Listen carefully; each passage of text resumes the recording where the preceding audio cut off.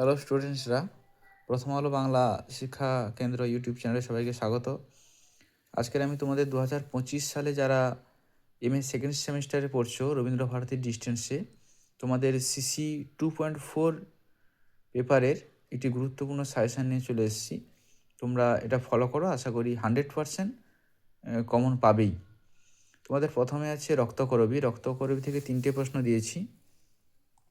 রক্তকরবীতে কৃষি সভ্যতা ও যন্ত্র সভ্যতার যে দ্বন্দ্ব ফুটে উঠেছে লেখো। আর রাজা চরিত্র বা মকররাজ চরিত্র, এটা কিন্তু খুব ইম্পর্টেন্ট আছে। আর একটা দিয়েছি বিশু পাগল চরিত্রের আলোকে তার কণ্ঠে গাওয়া গানগুলির তাৎপর্য লেখো। এই 3টে করলে তোমরা অবশ্যই কমন পেয়ে যাবে। সেকেন্ড মডিউলে আছে টিনের তলোয়ার। এখান থেকে তোমরা প্রথম প্রশ্নটা দিয়েছি ময়না চরিত্র, এটা ভেরি ভেরি ইম্পর্টেন্ট একদম। 2 নম্বরে আছে অভিনয় নিয়ন্ত্রণ আইন দ্বারা নাটকের কণ্ঠরোধ ও প্রতিবাদের যে চিত্র টিনের তলোয়ারে নাটকে আছে লেখো,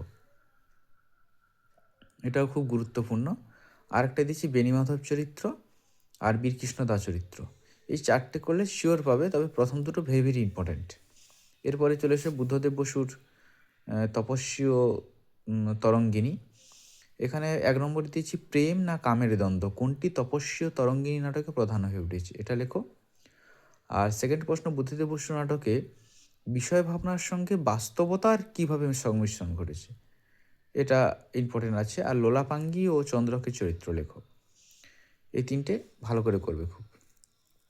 এরপরে চলে আসবে বাদল সরকারের এবং ইন্দ্রজিৎ নাটক।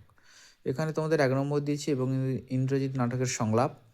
আর 2 নম্বরে ইন্দ্রজিৎ নাটকের দেশকাল সমাজের প্রেক্ষাপট, অর্থাৎ নাটকটা লেখার পেছনে যে প্রেক্ষাপট আছে সেটার আলোচনা, এবং ইন্দ্রজিৎ নাটকের গঠন কৌশল। আর একটা দিয়েছি অমল কমল বিমল চরিত্রের পরিচয় দাও।